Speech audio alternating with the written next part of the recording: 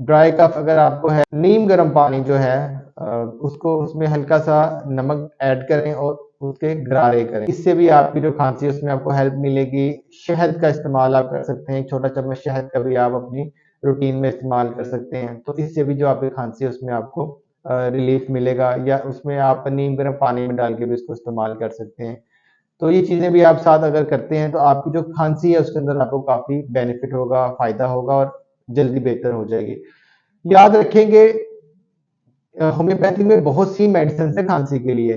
जैसे अगर पेशेंट को म्यूकस आ रहा है तो वो ग्रीन कलर का आ रहा है या येलोइश कलर का आ रहा है, उसकी स्मेल किस तरह की है, या बिल्कुल ट्रांसपेरेंट तरह का म्यूकस निकल रहा है, खांसी रात को ज़्यादा हो रही है, डे में ज़्यादा हो रही है, सीढ़ी के साथ खांसी आ रही है, तो वो देखना पड़ता है कि किस तरह की खांसी है, म्यूकस किस तरह का है, उस सिम्पटम्स के बेसिस पे मेडिसिन तजवीज़ की जाती है। तो